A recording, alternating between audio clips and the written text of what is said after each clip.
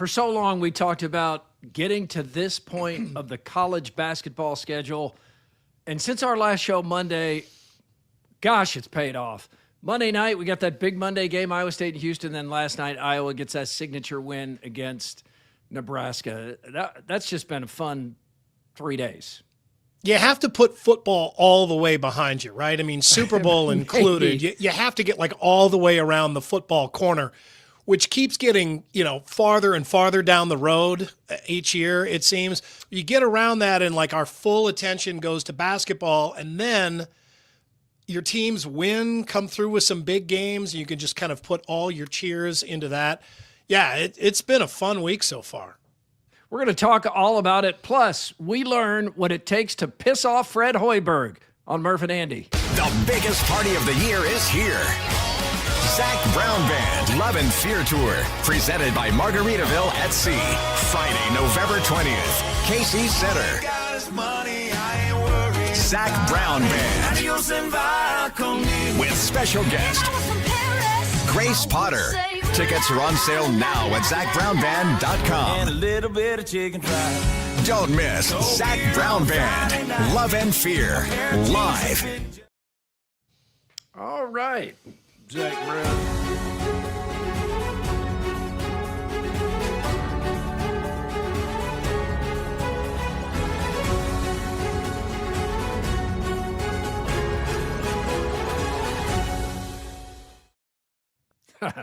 I'll bet it smells. With 5 Central Iowa locations, there's always a Heartland Tire and Auto nearby to take care of everything your car needs. From oil changes to complete transmission overhauls, they do it all. For 15 years now, Heartland Tire and Auto has been a proud sponsor of Murph and Andy. Yeah. Murph and Andy, talking sports and more, exclusively on Iowa Everywhere. From the Channel Seed Studios, here are Keith Murphy and Andy Fales. The table setter for sports and more from Guest House Tavern and Oyster out in West Des Moines. Coming up, Hawkeye court storming. Hoiberg not having it. And 3 days of Hilton Magic. That is all coming up. Guest House Tavern has nightly specials, including tonight's special, Walleye Wednesday. Right now, high or low since the last show. Presented by Wealth Charter Retirement Planning and Tax. The experts at Wealth Charter Retirement Planning and Tax want you to know this is a good time of the year to evaluate the fees inside your 401k. Some investments can have significantly higher fees. Charter can evaluate your company plan, make sure you aren't paying too much in those fees. Just part of what they do there. I'm going to go high here. I got a haircut this morning. That always puts me in kind of a good mood. Nice, fresh, clean cut. I think I've liked that. There's a little bit of a hump that you get over when you're a little kid where you don't like going to get a haircut. It's a little scary at first. It can be intimidating climbing up into that chair. Sharp instruments and stuff all around your head. But then I think that's just kind of one of a man's kind of favorite maintenance tasks, isn't it? I mean, getting that haircut. Some of them can be truly great too. If you get like I feel like it's more enjoyable for you than me. I'm just in cut it every few weeks just to keep it from sticking straight out like a sand spur. But I mean, you still get I don't have a full head of hair. But your guy he does shaves your neck with the hot leather, right? Oh yeah, that feels That's great. better. And then gives me that little warning. Okay, it's gonna sting a little bit. Get that spray back there. Whatever that is. Yeah. The aftershave stuff with the alcohol and it burns you a little bit. Oh no, I love that feeling. So put me in a good mood. Got me off to a good step. I had a good productive morning. How about you have some gray put in? Looks like you had some gray put in. Yeah, there's always a little bit more gray each time there, and I get a little more, few more comments. It's still weird the way that these lights do this to me. I do definitely. This spot though is absolutely showing up on the Channel 13 cameras too. I mean, you can really see that, and that's always kind of weird when people go gray and like splotches. Sometimes people go in reverse skunk. They just get like the white down the sides and the middle is black. I think it's totally random. I have no idea. I'm almost all the way gray at this point. I'm going high as well, and it's just a touching moment last night. I saw it. It just made my heart feel warm here. Zach Edey, Purdue's all-time leading scorer, and he just escorted Gene Cady carefully and slowly to his seat at the Purdue game. That's the winningest coach and the leading scorer in Purdue's history. And boy, does Zach Edey make Gene Cady look small. Gene Cady and everybody else. Yeah. That, I wonder if that was. I mean, Zach Edey would carry a walking stick that's taller than Gene Cady, I think, if he did that kind of thing. But can you imagine who's going to help Gene or Zach Edey get to his seat someday? Oh, it's going to have to be a strong person. And Gene Cady now in the ball cap, just boy, speaking of haircuts, he famously just had Great that comb over. One of the all-time comb overs. We have to do a comb over top 5 at some point. Yeah, like a comb over Mount Rushmore. Denny Crum is on there. There's some basketball coaches on there for sure. Oh yeah, we got that. That would be a Lou good Henson, right. I think. Yeah. There's something some about ones. basketball coaches. Let's catch the buzz. The Buzz. Brought to you by Logier Heating and Cooling. All right, the Logier Heating and Cooling brings you comfort at home, season after season. We are not in spring. It just feels like it. I think Ed said, get ready. We're turning back here in the next couple days, right? Yeah, tomorrow it starts changing back to winter. It doesn't look like a really bad dose or anything, just a far cry from what we've been enjoying. All right, so enjoy today. It will take a little bit of a turn. The Hawkeyes get their signature win. Maybe at the end of the season, this won't be the signature win, but it was the needed signature win. It's Iowa's best win of the season. It's over number 9 Nebraska, 57-52. This is a game that if you're a Nebraska fan or an Iowa fan or you had a stake or interest in this game, you watched it, and if you're a Hawkeye fan, you really enjoyed the outcome. If you're just a college basketball fan, this is not a game you would have kept watching. It was ugly. I mean, it was bad shooting. Teams played hard, good defense, but Iowa won shooting 33% from the field. Yeah, really low scoring. Nebraska they could have kicked the ball into the basket with more accuracy than they had last night. Just plodding along. It was interesting in that, I mean, it really came down to inside the final minute. I mean, there was, Iowa could not pull away from them. It seemed like they were, clearly going to win, but the scoreboard kept reminding you that it was just like, 2 good possessions away from being either a close or tied ball game for Nebraska. But it is funny. When is the last meaningful win that a Nebraska team has had over Iowa? I mean, really, honestly, when is it? I don't remember. I don't count the football game a few years ago because that didn't mean anything. Those teams weren't going anywhere.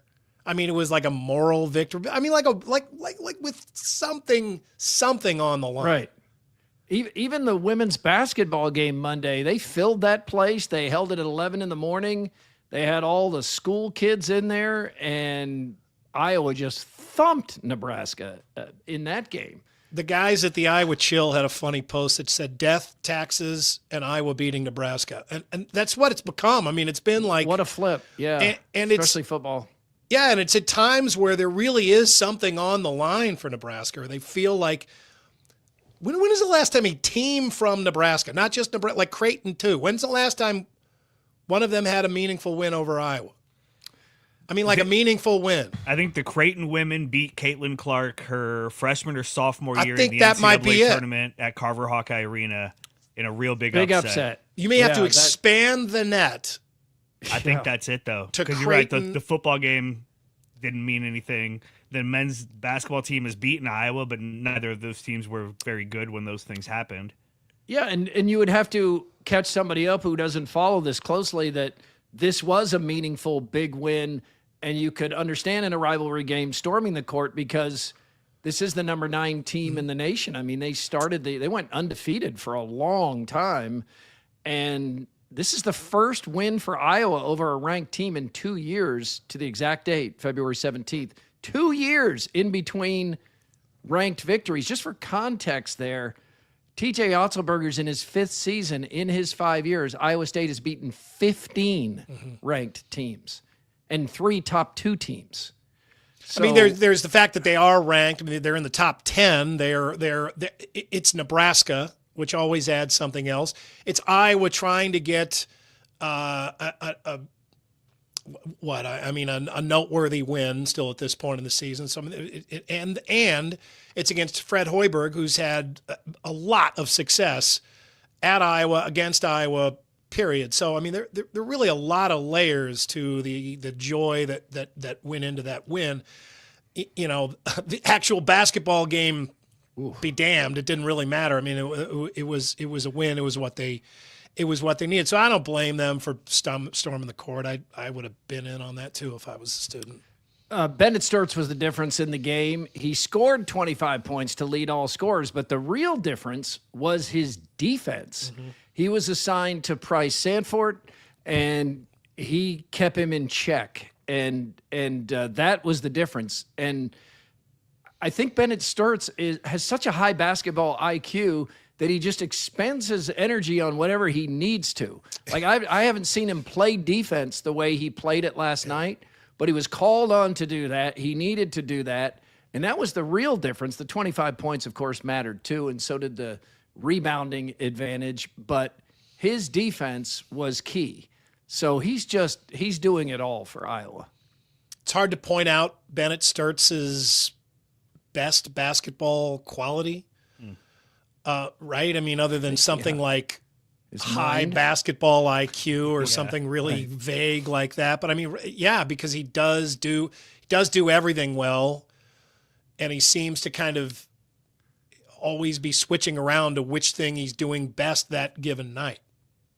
Price Sanford out of Waukee was booed loudly by some fans, students especially, at the game.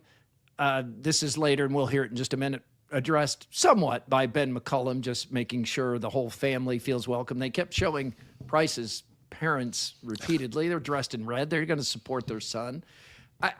This is, if it's friendly booing, if it's sports booing, I don't care. That's fine. I could do without the F-bomb chants and that kind of thing. But, you know, he left and went to the rival.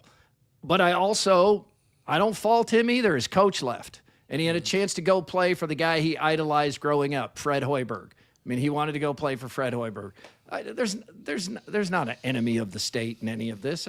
Everybody can do what they want. No, but I mean, if you're a student, you look for a hook, right? I mean, you look for something to get you riled up, and that's more than enough right there. I mean, they definitely dig deeper than that often. But yeah, I mean, he can take it. And his parents could take it. They knew what was coming. I mean, that's just the way. I seriously doubt anybody, went up and screamed in his parents' face or anything like that. It's just always, it's kind of one of those collective things where, the mob mentality allows everybody to just kind of get together and boo. But if it's, one-on-one with him, I don't think anybody's actually, going up in their face, boo, right in his, right in I his hope face. not. It only takes one fan to make the whole fan base look bad. Oh, yeah. I saw a funny comment from a Hawkeye fan last night, said, I really don't like Price Sanford's parents, but I really like Peyton's parents. Yeah, that kind of sums it up. Here's Hawkeye coach Ben McCullum after his first top 25 win as the Iowa head coach. Obviously, we've said it every single time we have something positive like this happen, we always make sure that everybody knows this is what it can be. It can be this every night, and it can be fun like this, and we appreciate, again, the crowd support, the energy. I think that willed us to victory. I really do. I thought it was awesome. I thought it was really cool that the students showed up. We appreciate that. We also appreciate we had an alumni here, Aaron White. I think he's going to come to every single game from here on out to make sure that we win him. He might be our good luck charm. Nebraska's a really good basketball team. I thought they had a great game plan, particularly defensively. They're super physical, and it was a good game. One thing I do want to make sure that people understand is Peyton and Price. Peyton, obviously played here 4 years. He's a former player. He's a Hawkeye. The Sanford family means a lot to us. Price included, even though he left, obviously, but it was because of a coaching change, so it's totally understandable. He played great. He's having a great season. The Sanford family and all of them are very, very welcome here, and certainly appreciate everything that they've done. All right, yeah, that's a good message there. Make sure they feel welcome and that they understand, as I think everyone does.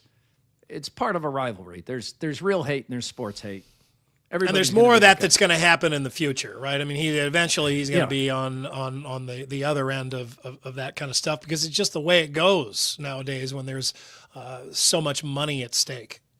He couldn't get it going. Price couldn't last night, and a lot of that. Well, he was the only guy in double figures for Nebraska. 13 or 15 11 points. or 13 or something. Yeah, it wasn't very much. And Nebraska averages, in the high 70s. So that was quite a bit underneath. Let's get to that court storming, or back to the court storming and the Fred Hoiberg incident, which you really need to see both angles to fully take it in. So the fans are storming the court after beating the number 9 team, and you'll see as Hoiberg is going through the handshake line with the Iowa coaches, assistants, players, an aggressive fan in gray pants comes up and gets a camera. It doesn't touch. It never makes contact with Hoiberg's face or anything. It's a foot or two away. And I've been told that the fan says, in taunting fashion, "Nice game, buddy." Like that. That's what was said. Now, I wasn't there. That's what I've been told. And you can kind of hear that in the fan. Can you hear it? Okay. You can hear it, yeah. I've got them both here. Okay. And then Fred has to go apologize to the assistant coach that he did hit. Yeah, because Fred slaps across the phone, and then his hand goes all the way to one of the staffers on Iowa, and you can see that staffer. They're all dressed in black head to toe. There he is. Fred grabs him back and points out, "Hey, that guy did that." And at first, you might also think that this fan is a staffer, but then you see he has gray pants on. He's not dressed the way the others are. And then he goes back into the crowd. So, and then here's Fred goes up and talks to Bennett Sturts here. So let's start with a quickie poll from WCI Pools and Spas. In the Fred Hoiberg fan incident, I'm more behind Fred. Mess around and find out. I get it, but you can't slap a fan, or I want Fred disciplined. 4% saying that right now. Let's start with you. I feel a little bit like I'm taking crazy pills with this whole thing. I don't think Fred Hoiberg should be suspended. I don't think that he's a terrible person for this or anything. But you can't hit a fan if you're a coach. You can't do it, especially if the fan didn't put hands on you or something like that. The fan was in the wrong also. I don't like that he went up and did that. But he didn't say, "Hey, your son sucks." He didn't say anything, at least that we could hear on the video, that was awful. And if you're a coach, you have to keep your cool. You can't reach out, and whether or not he hit this guy, you can't go for hitting this guy. So I get it, but you can't do it. I'd be surprised if the Big Ten suspends him or anything. And again, I'm not calling for that. But I'm shocked at how many people are like, "Hey, I wish you would have hit the fan harder. This is what the fan gets." The Big Ten should fine Iowa for allowing this fan to do this. I've been surprised today at how much of the other side I've seen. Yeah, this is a hard thing to defend, the fan. You make some good points there, Andrew. I think this is kind of a conditional thing, and I think it's case by case. I think it's obnoxious when people do that. They put a fan in the phone right up to people's face, and then they think that, that they just have this right to do that. I think it's different in some situations, and if there's a crime going on, I think people that are monitoring law enforcement in cases, I think there are cases when it's okay to do that, or more okay to do that. I think there's a right way to do it, This is kind of uncharted territory where we're still learning how to deal with this. We didn't used to have this kind of technology. There wasn't a situation like this that happened very often at all. Sometimes there'd be somebody with a video camera just kind of by chance. I think when they, what I don't like is when it goes so far as to say when you slap the phone out of somebody's hand, you're destroying their property. Well, but what were they doing with that property? Right. I mean, I think that nuance there kind of matters. I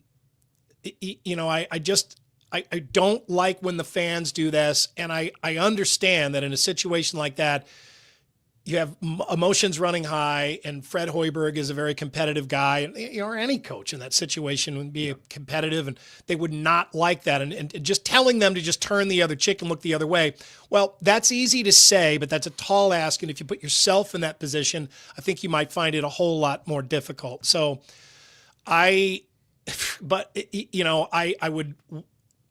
have admired him more for turning away, but I do not feel like he should be disciplined for this. And I think it makes the fan, I think I'm going to side with Fred here because of the situation. I think that so many of us are so sick of the obnoxious people that are putting phones in people's faces that's a lot of this reaction, because we're tired of the taunting. We're tired of the aggressive nature that, hey, just because I'm not touching you, I can get right up in your face.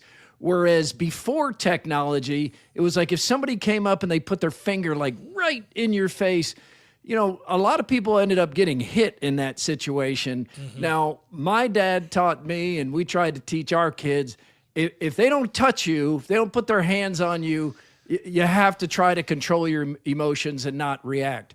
So I kind of have a hypocritical position here in that I enjoyed this and I liked it because I thought the fan had it coming. Mm-hmm. But if I'm Fred Hoiberg's boss, I got to tell him you can't touch him. You have to control your emotions. He didn't touch you. He's at least a foot away. He was obnoxious. He was a douche. And unless there's something here we don't know right now, you can't put your hands on him. And I don't think Fred normally would. It's a really charged moment. Another aspect of this is reputation. Everyone knows how much I like and respect Fred Hoiberg, anyone who follows me anyway. And Fred Hoiberg could not have a better reputation for being a good guy, a calm guy, a respectful guy. If this had been Fran McCaffrey, this would be a much bigger deal nationally. So the precedent of his reputation does factor into this, because you feel like, man, if Fred got mad, he must have had a reason. And I kind of get that too. It feels like the reason was his team just got beat. That's his emotions are high, and that's not when you want somebody in your face saying, "Nice game, buddy." Andrew, I think you would have slapped the phone out of his hand. I almost guarantee I wouldn't have, and I don't think either of you would have either. It's easy. You're right. It is easy to put yourself in Fred's position, but you have to be held to a higher standard. There's no way that I would have been able to. I would have hit the phone out of the guy's hand. I mean, I'm not saying it would have been right. I know there is no way I would not have done that in that situation, and I think. I mean, first of all, it's hard to put your mind in that situation, right? I mean, he just lost, right? It's a bad loss. Yep. This is an unranked team. It's in a place that he absolutely did not want to lose, and the fans are sticking it to him. And he's pissed. They did not play well. And here's the other thing about Fred Hoiberg, right? That some of us know.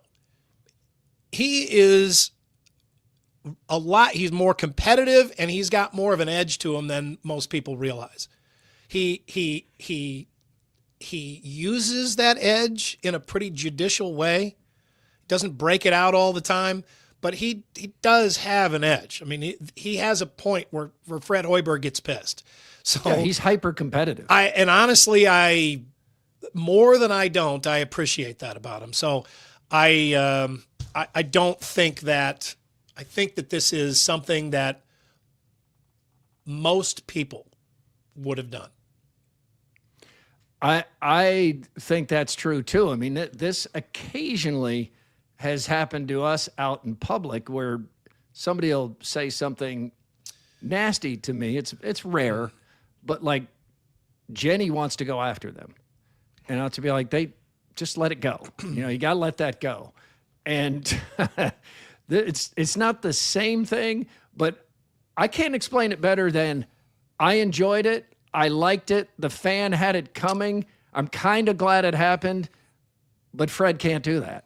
And those two things are at odds with each other. I don't like the fact that it happened because I don't like the fact that we're having this conversation about Fred Hoiberg. I mean, I like Fred Hoiberg. I personally like Fred Hoiberg. I think he's a really good guy. I think he comes from a really good family. I know his family. I like what he does. And I do enjoy the fact that he has almost always just stayed far above it all. Because, I mean, think about all the crap that he has been exposed to. My God. I mean, he's, from just taking a beating from fans in the NBA to just the day-to-day stuff in college basketball. The fact that he actually is human makes me like him a little bit more. And I already liked him about as much as you could like somebody. So I hate this, as you said, Murph. I mean, I hate this point of life, I guess, that we are in right now, where we have people that are able to do this, and that people have to control themselves, and they do. I mean, Andrews, I don't totally disagree with you, but I mean, you find yourself having to find self-control in an all-new situation that it's pretty hard to find self-control in. Yeah, and we've seen this happen too, where the kids go out, young people, they're not always kids, but they're on the young side. One of the things they do is they go out to like stores and pull pranks on, adults and elderly people, with the phones right in their faces and everything. And I think we're all just having a reaction to we're sick and tired of this. And I don't mean the times where having a camera phone there ends up being a really positive experience, because so much of the time it's just people trying to create content so they can get more hits on TikTok or Instagram. And that's what this feels like. And again, we allow for there maybe being some context here we haven't heard yet. But I think if Fred could have this back, he would not swipe at the camera. He would mumble something to himself and move along. But I think a lot of people enjoyed it. And I think that includes Hawkeye fans. I mean, we're not really seeing a fan divide on this, are we? No. I mean, there's always going to be a little bit of a fan divide. Something that they would vote on differently or think about differently if it was their guy in that situation or their rival in that situation. It looks pretty clear. I have something, though, that I think I probably should send to Fred Hoiberg that he could use in the next situation like this. What is it? A switch comb I got from my brother for Christmas. Yeah, comb. What if he did that? Like somebody's up there, they got the phone and what's up, man? And Fred just pulls this out of his pocket and is like, and then combs his hair. And then just combs his hair. Yeah. Well, it would completely diffuse. Tell me the you situation. didn't want one of these when you were a kid. I had one. It's a terrible comb. It doesn't work as a comb very well, but no, it's like too narrow. I grew up thinking that switchblades would be a much bigger problem in my life. That and quicksand. Quicksand for me, for sure. Yeah, because that was like in every TV show. Gilligan's Island, somebody was always in quicksand. I think the Brady Bunch might have been in quicksand. Harlem Globetrotters are in quicksand. Yeah, Let's get back to 72 hours at Hilton Coliseum. Maybe the best 3 days in Hilton Coliseum history, all things considered. First, go out and beat down Kansas, cool off a red-hot Kansas team that hadn't lost since they beat Iowa State in Lawrence. And then part of what made Iowa and Nebraska kind of a tough watch is just 2 nights prior, or 1 night prior, you had watched an absolutely great college basketball game. I mean, offensively, defensively, effort, atmosphere, all of it. I mean, it was beautiful. Everything about the game was just thrilling. You had a great defense, great offense, teams going all out, respectful coaches. It was just a really good showcase for college basketball. And when Iowa State was down 10 to Houston, I mean, the Houston Cougars and that great defense, I thought they were cooked, and they found a way to win. I thought they were cooked several times in this game. I mean, in the first half, I mean, how many people looked at Houston and was like, damn, that team is great. I mean, serious athletes. Yeah, guys with the NBA difference. futures, big time. Sharp and Flemings, oh my God, those guys are good. And I was like, Iowa State doesn't. I don't think they've got the athletes to keep up with these guys. Right. It really just felt like it was a matter of time before Houston, built a 2-point lead into a 16-point lead, and it was kind of over. But Iowa State just kept battling. They played clean. I mean, two of the best defenses in college basketball, maybe the two best. I mean, playing each other, and Iowa State playing just real clean, and then the fans doing their part. And it was, of course, which always happens to us at the TV station, just as this game kind of shifts into, absolute classic country, we got to go do the newscast, right? I mean, just Right. over and over. And frantically in an edit bay. Yeah. Ed is literally running back and forth from his monitor to the Andy, to the weather key.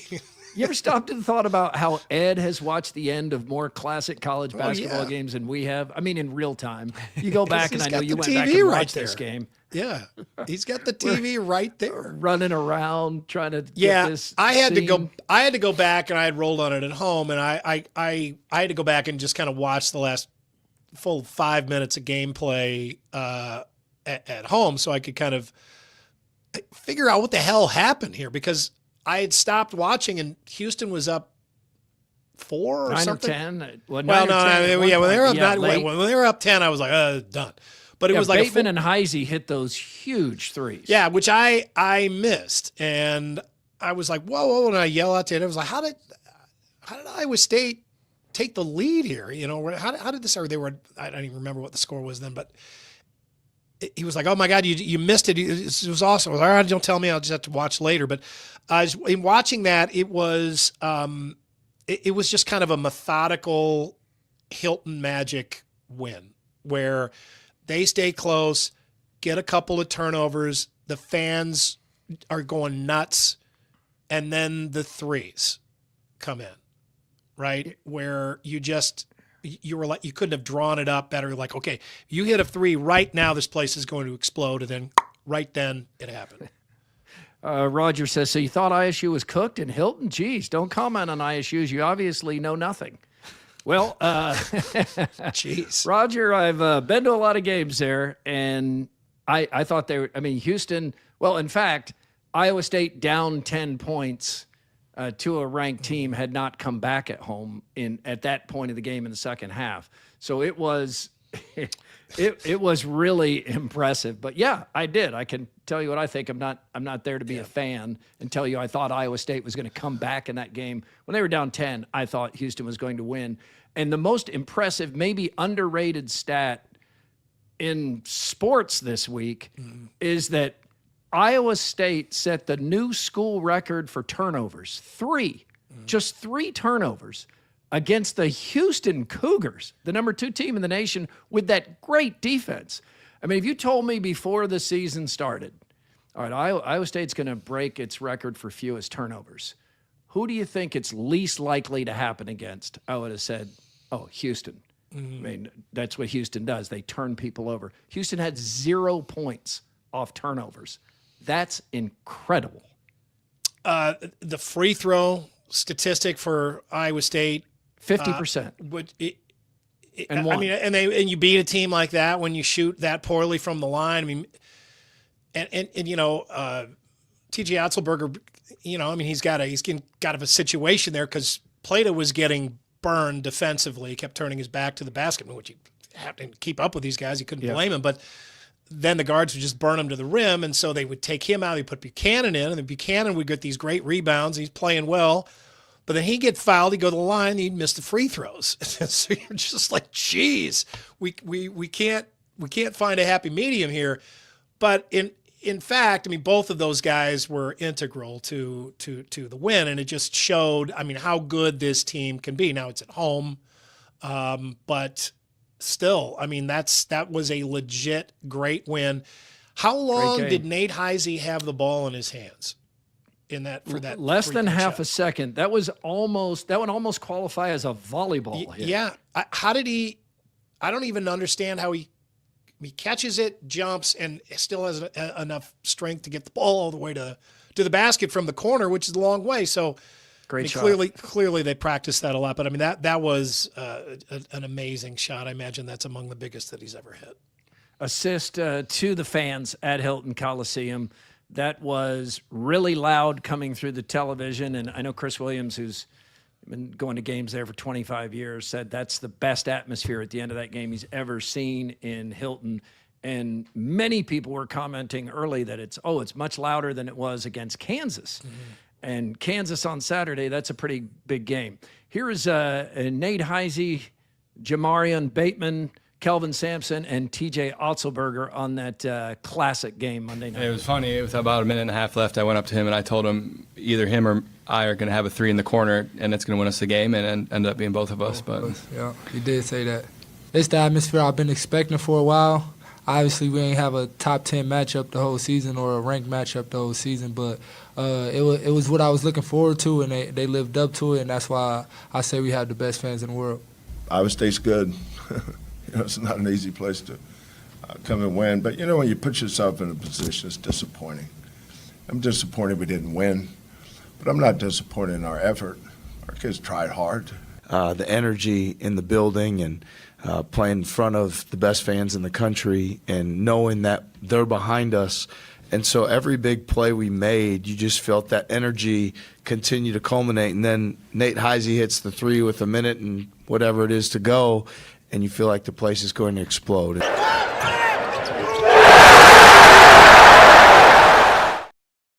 Wow, that is loud. Thank you, Chris Parsons and Evan Denton, for the video we've used today. Appreciate that. Heard a lot of people saying that's the loudest pop they've ever heard at Hilton Coliseum after that Heise three. Pretty dang loud right there. You could really hear it. And TJ Otzelberger, the past 5 seasons now, 3-2 against the top 2. That's the best record in the country. 15 ranked wins in less than 5 seasons, and 10 of those at home. I mean, if you're a fan, that's everything you want. You want to win the big games, especially at home, and they're doing that. 23-3 equals the best start in Iowa State history, and they can surpass the best start at BYU Saturday. Yeah, they have more good teams from the Big 12 yet to play. But this was, when we were talking about last Friday, we were like, well, Andrew was like, is there a better chance that they go 0-2 in this stretch or 2-0? And we're both like, 2-0. Yeah, 2-0. Like it wasn't going to be that difficult. You forget, I mean, how good Kansas and definitely Houston are. Houston, though, I mean, we had seen Kansas. Houston, I watched them the first half, and I was like, this team could be in the national championship game. They could win the national championship. This is a really, really talented team. Just like everything about basketball, they did well. And I thought Kelvin Sampson, I thought those were just really good post-game comments, right? I mean, Me too. Yeah. The respect between the two head coaches is apparent. Yeah, I agreed. I liked everything about that game. Too bad. That was a fun just wish 3 days of basketball. That was fun. Back with more and Mr. Movie on Murph and Andy. Get ready. Blues Traveler and Jen Blossoms. Plus special guests, Spin Doctors. September 10th, Lordson Amphitheater at Waterworks Park. Blues Traveler, Jen Blossoms. Tickets are on sale now at Ticketmaster. Blues Traveler and Jen Blossoms. Presented by the Willis Summer Series.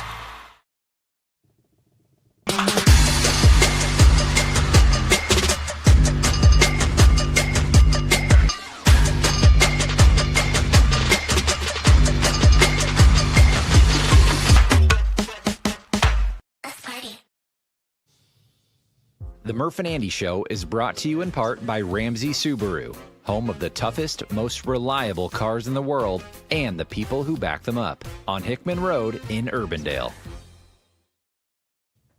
But wait, there's more from Either Or Eatery and Patio. More brought to you by Either Or Eatery and Patio. One more good day, at least, of patio weather. Find them at 6222 Grand Avenue. Enjoy the rest of the sunshine while we have got it. Happened a couple of days ago. We haven't had a show since then. Rest in peace to the Reverend Jesse Jackson, one of the most important civil rights figures of this last century. We have some personal connections that I kind of wanted to reiterate. Mine's pretty loose. Yours is closer. Tell the story again, Murph, as you posted on social media.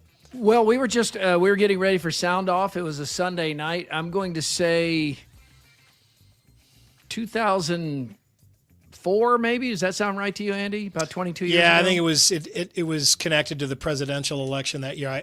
I think so. So Jesse Jackson came into WHO 13, and he was in really early. He was going to be on the newscast for a lengthy interview segment that night, and he asked if he could come over and watch football with us. We're like, sure. So on our little TVs. Yeah, on our little TVs. There's what's Sunday Night Football is going on, and he comes over and he sits down. He's really low key, nice, polite, but bigger than you think he is. Yeah, bigger man than you think he is. I think he's probably 6'3" or so, 6'3", and sits down. And the only comments over the time he's sitting there, they're all about football, which is just a reminder.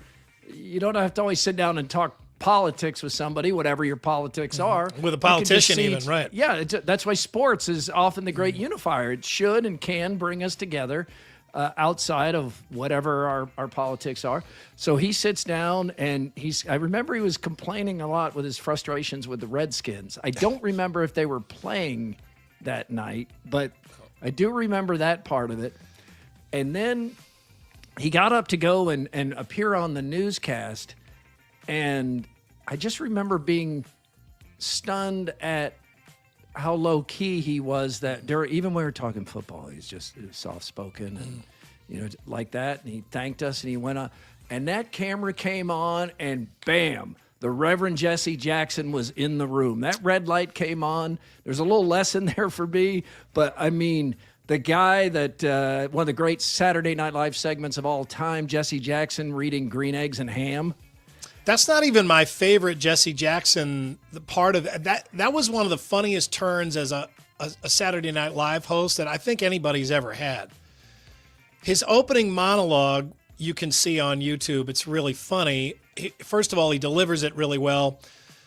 But he's talking about how he appreciates Saturday Night Live and employing so many black folks and giving them, these opportunities and that. And then there's feedback that comes over. There's like a buzz that comes over. There's microphones.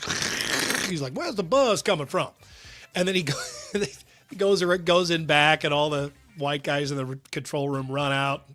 Black guys come in and sit down. It's really funny. I do remember. Remember the question is moot. Yeah. The game show that he hosted. Question is moot. Question is moot. Really funny.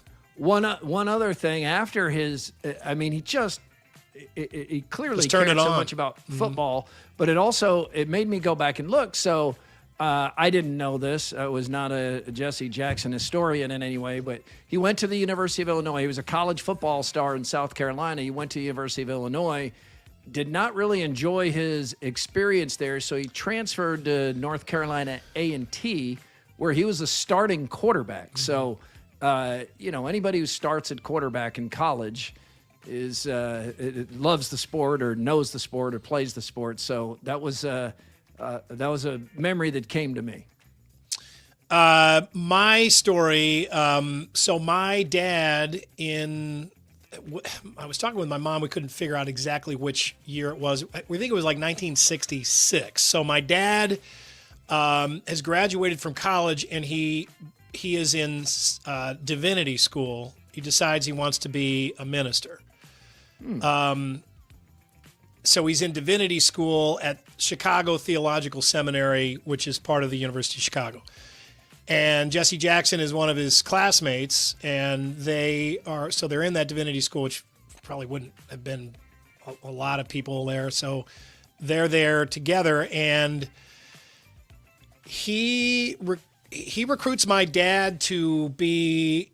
The two of them were tutors at an inner city school together, and they would go and tutor kids. The way my dad would tell it, he would say, like, Jesse Jackson saved him from getting mugged, and so I always thought there was like an incident or something, but no, it wasn't. As my mom and I talked it out, so Jesse Jackson, when they would go to these inner city schools, he got them both clerical collars, one for him, one for my dad, even though they were not ministers. Jesse Jackson wasn't an ordained minister at that point. So they put on the clerical collars, and since they're wearing those, they think nobody's going to mess with them, right? And so that's what kept him from getting mugged, is my dad is walking around impersonating a man of the clergy, so that people will leave him alone. Your dad must have felt some pressure on his speaking engagements there when they were going to those classrooms. That's a tough act to follow. Yeah, I can only imagine. I don't know. They were just kind of helping kids with reading and stuff, I think is what they were doing. But so, my dad voted Republican almost exclusively, and there were a few times I remember that he didn't, but he voted Republican and his whole life really. But I can remember when Jesse Jackson was running for president in the 80s. I don't remember if it was 84 or 88, but he told me, he said, no, I will vote for Jesse Jackson. And I was like, oh, really? And he was like, no, I know him. I knew him personally, and he is a good man, and I genuinely liked him, and I think he's a really good leader. And that always kind of reminded me, first of all, that you should keep your mind open, but also just kind of the value of actually having a personal connection with somebody where you meet them face to face and you know them, and all of a sudden that supersedes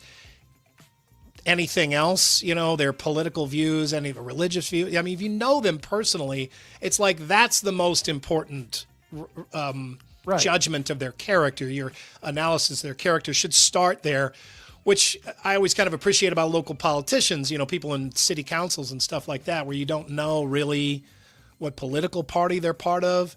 I mean, that's all national stuff for the most part. I mean, that's not really personal and local. It's just the value of actually having those personal connections. And so I've always remembered that and thought about my dad.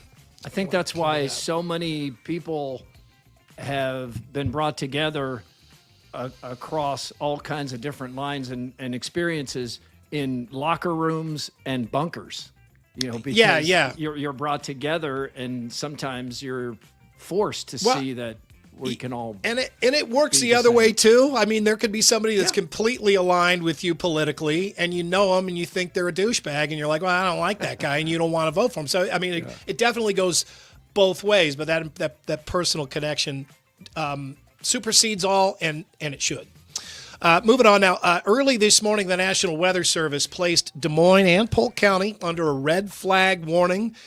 As a matter of fact, almost the entire state of Iowa is included in this warning. So these are issued when the combination of dry fuels and weather conditions supports extreme fire danger. And this has been all over the news. There have been field fires all over the state of Iowa, with the drawback to this really unseasonably nice weather that we've had. It's so dry out there, and then today it's really windy as well. So burn bans everywhere. Not going to really see any relief from this until maybe tomorrow when we get some precipitation, and then that fire danger goes down. So that's the drawback to this nice weather. It is Ash Wednesday, a holy day of prayer and fasting in many Western Christian denominations. It is preceded by Shrove Tuesday and marks the first day of Lent, the 6 weeks of penitence before Easter.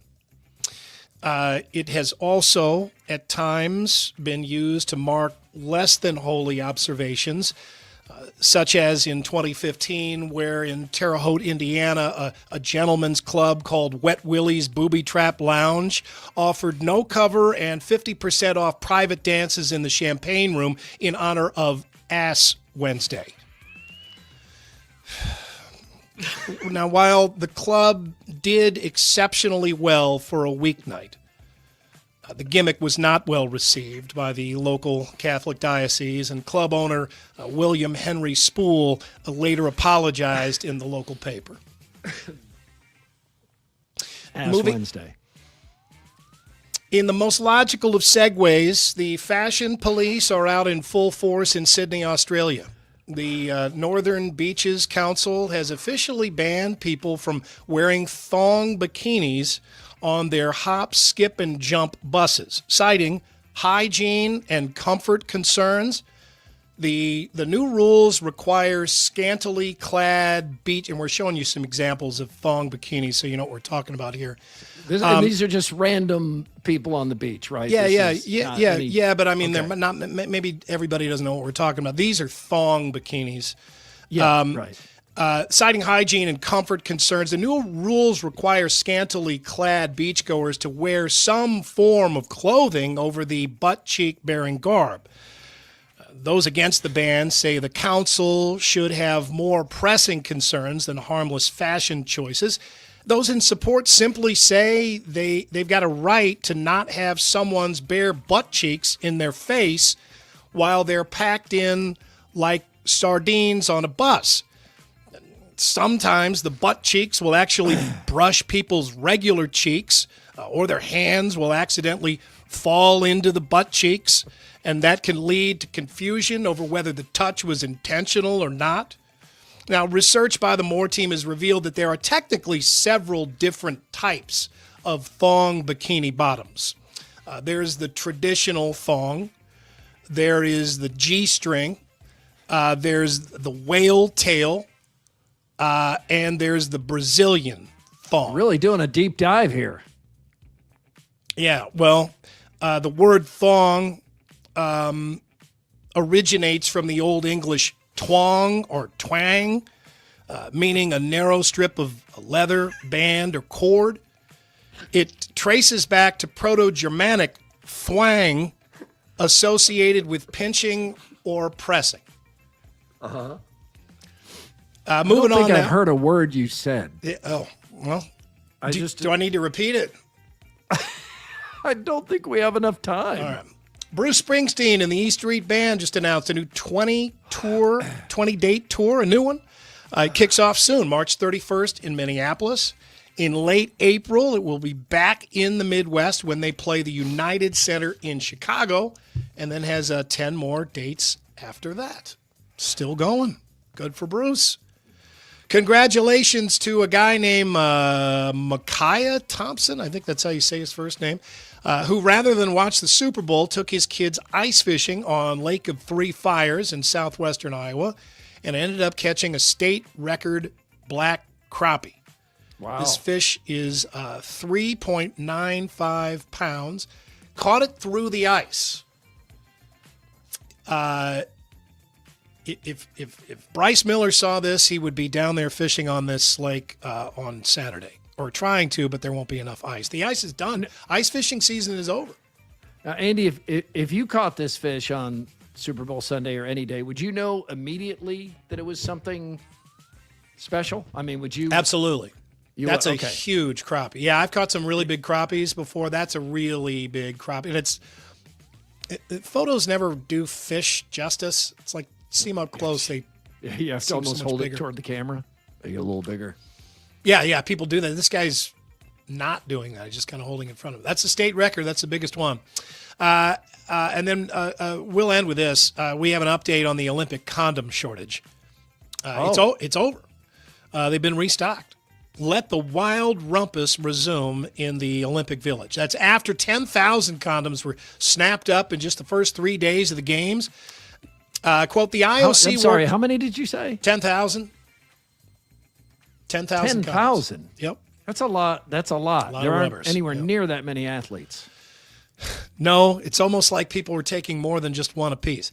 The IOC works closely with the Milano Cortina 2026 organizing committee to support the mental and physical health of athletes, including supporting sexual health services, says the IOC, said in a statement.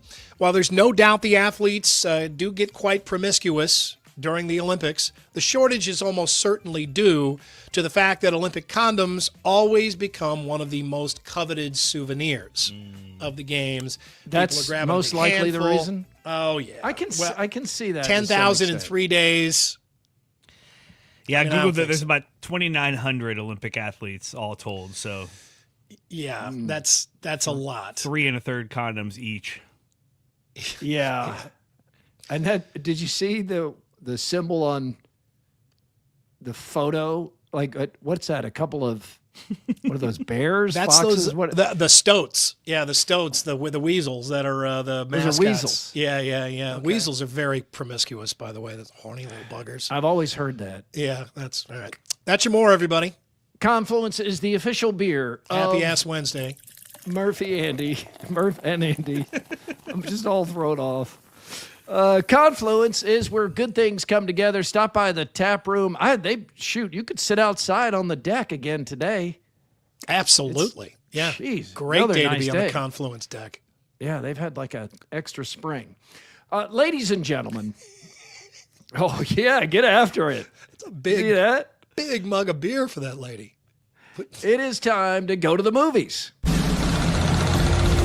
It's time to go to the movies with Mr. Movie, Mike Woody. Mr. Movie is brought to you by P&P Small Engines, East University Avenue in Des Moines, representing the top brands in lawn care like Cub Cadet, Toro, and Steel, and backing them up with knowledge and service, plus a full selection of Green Mountain pellet grills and smokers. We'll hear from Mr. Movie in just a moment, but right now, out of the box, and it is the late Robert Duvall, and picking a movie from his incredible body of work. He's 95 years old, and the American Film Institute has an all-time top 100 movies of all time. Robert Duvall is in 6 of them. That is the most of any actor who's ever lived. So he's in Godfather 1 and 2, Apocalypse Now, To Kill a Mockingbird, where he made his debut as Boo Radley, MASH, and Network. So he is in 6 of the top 100, and yet he also made one of the most beloved miniseries of all time, Lonesome Dove. He's in Open Range, a really underrated Western with Kevin Costner. Right. Days of Thunder, where he elevates the entire movie just because he kind of keeps it grounded as Harry Hogg. The Natural, Max Mercy. Sling Blade, The Paper, one of your favorites, Andy.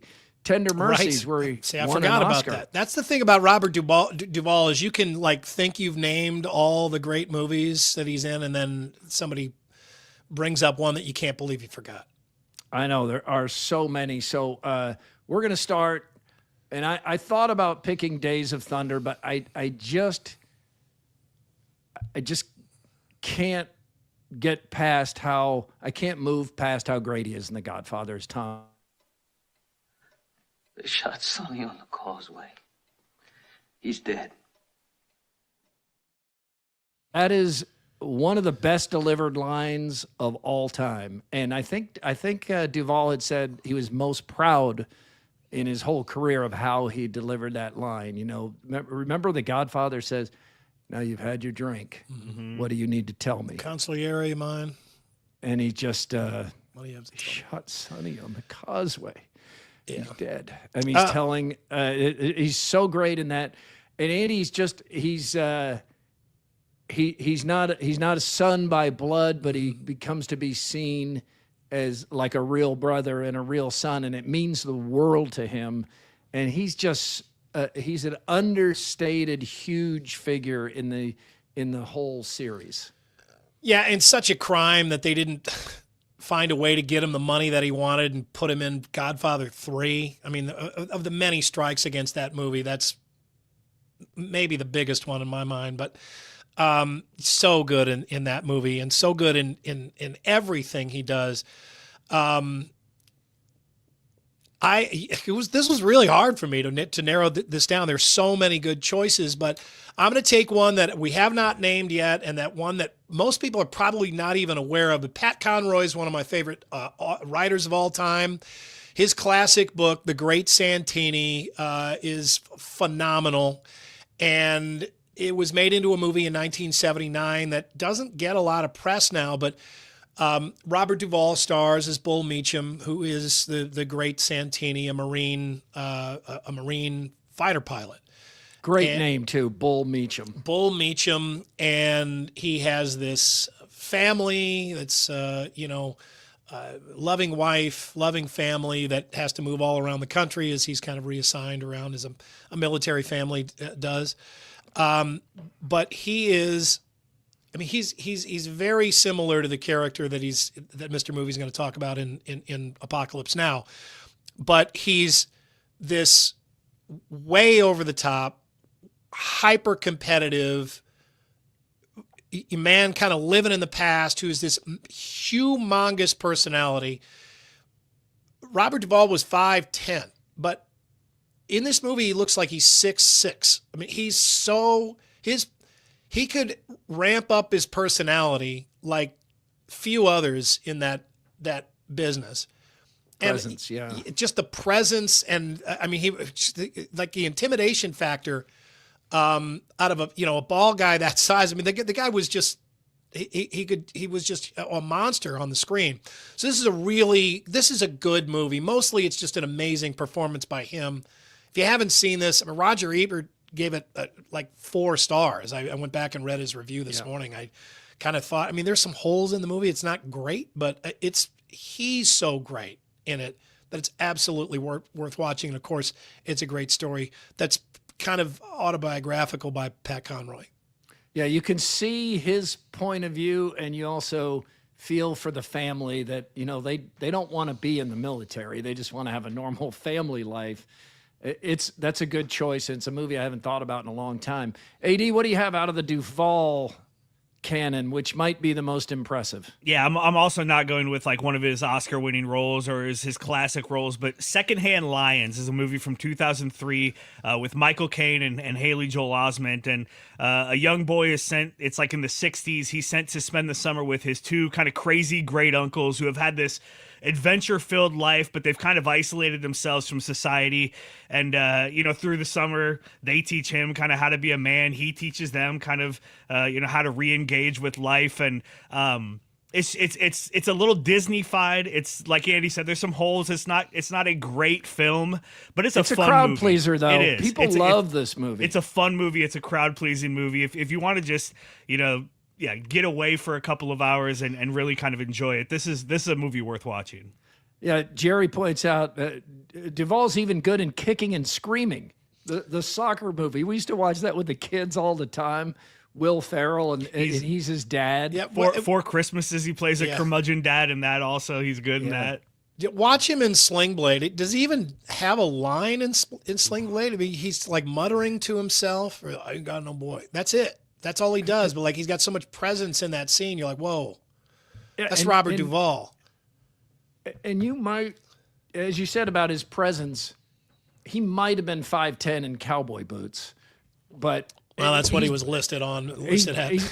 He's Boo Radley. I mean, he's still, without speaking a line in To Kill a Mockingbird, he just creates that first menacing, but then like gentle persona. Man, what was that, like 1962 or something? You can go that far back and he still didn't have a full head of hair.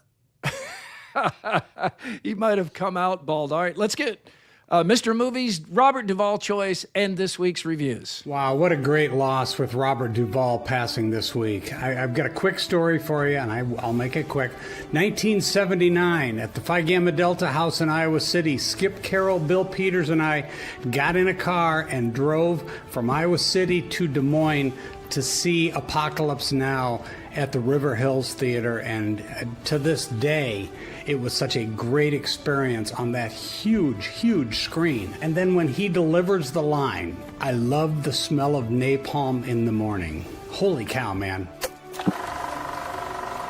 weird little movie called Dracula the Love Story. It's very, very well made. It kind of meanders in the middle and then wraps up really well with just crazy special effects. It's good. It's not great. It's a B. Let's go to GOAT, the new animated movie for kids. It's good, not great. It's fun. There's a whole bunch of basketball playing. Kids probably liked it. It was just okay. C+ for GOAT.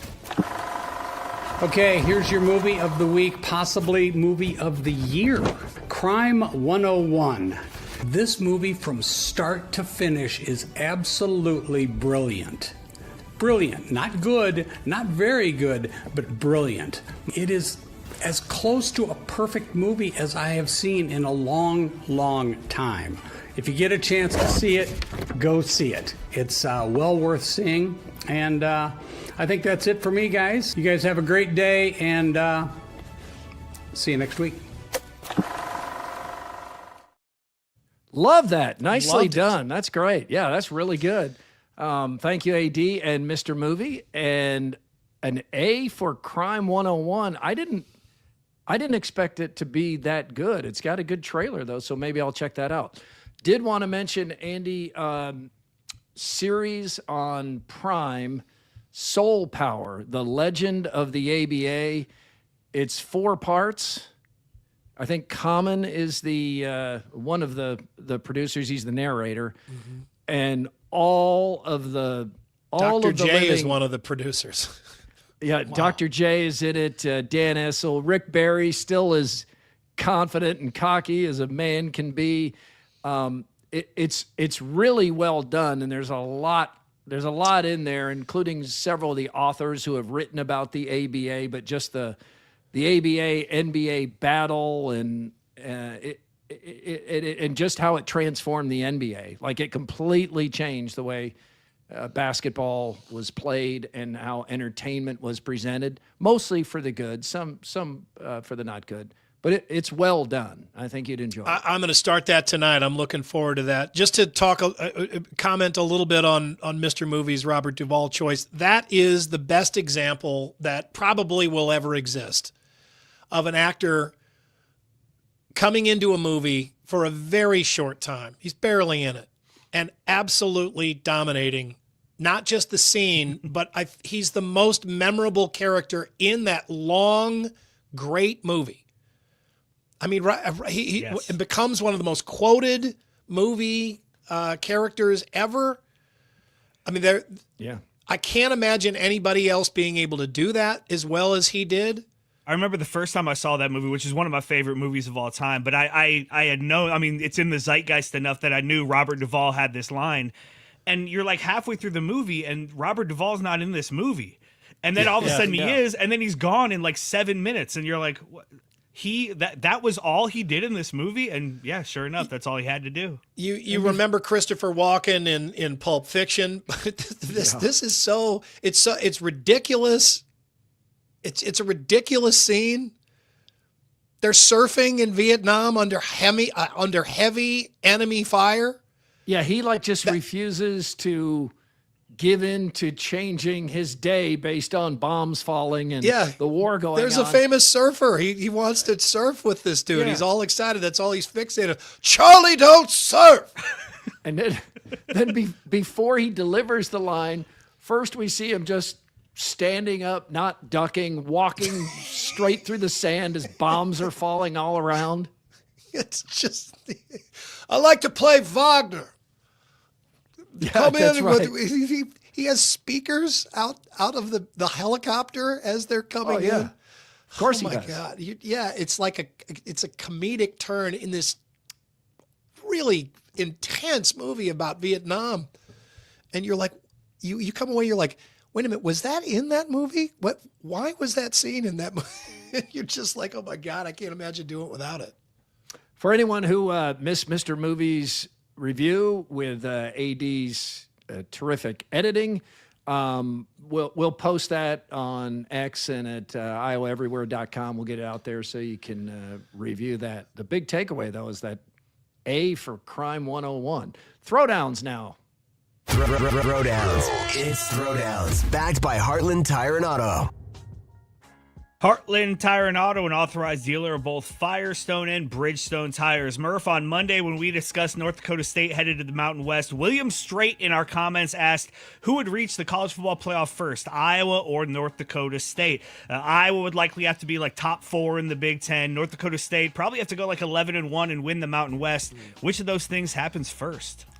I would pick Iowa. Iowa was closer to the playoff than critics want to acknowledge this year. I mean, they're a couple plays from being firmly in the playoff and gave undefeated national champion Indiana its best game. I mean, should have beaten Indiana. So I think it's Iowa.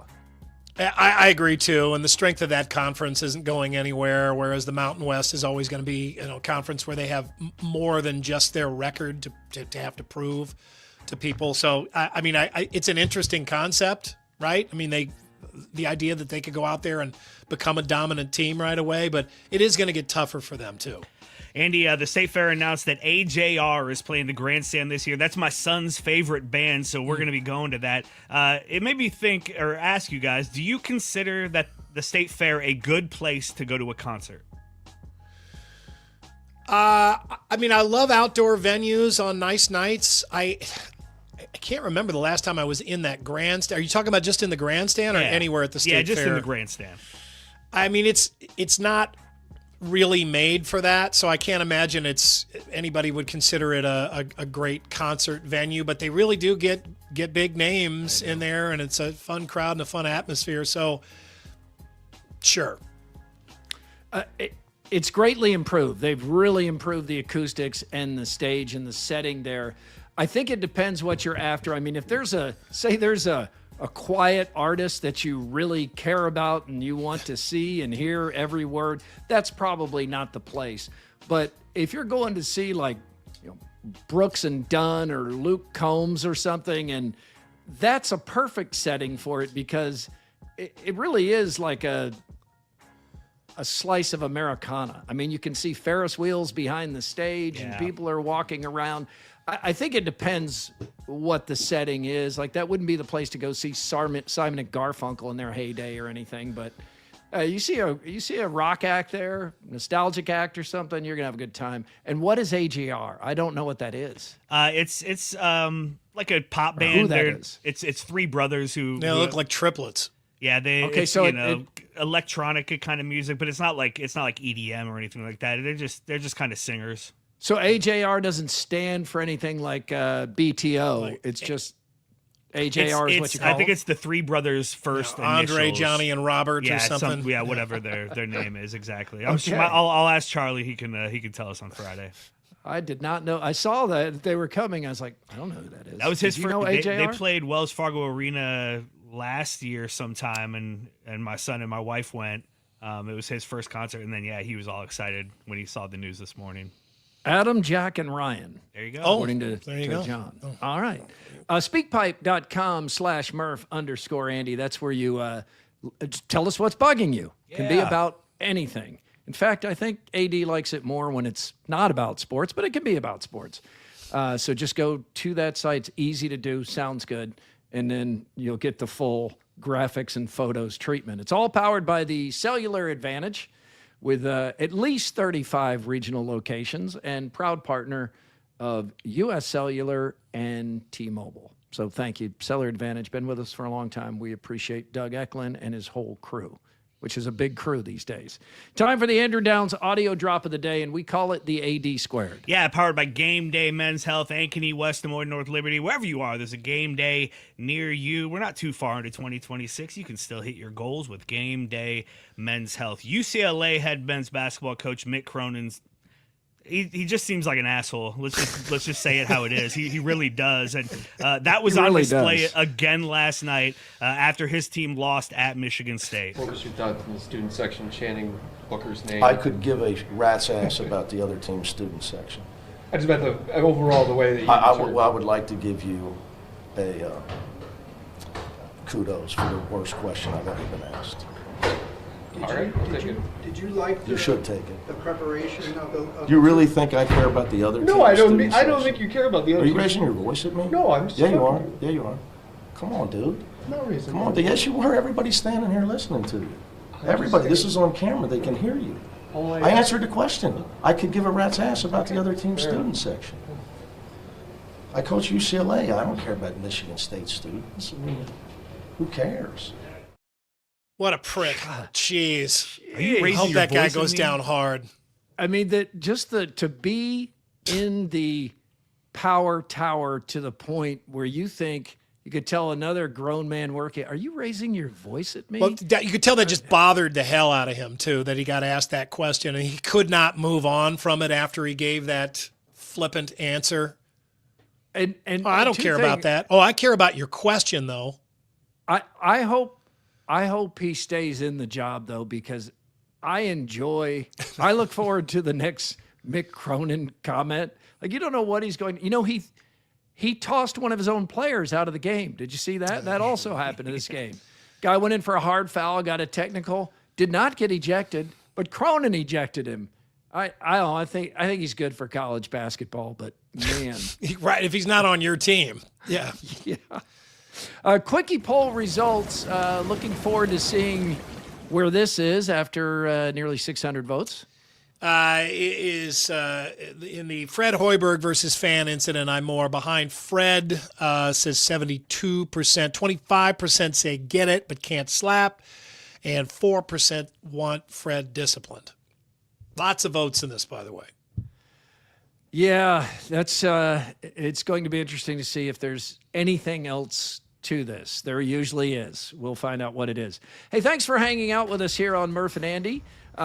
Please like and subscribe so we can all meet up again. We'll do that Friday, and we hope you'll join us then. And what's up next, AD? What's our next Iowa Everywhere show?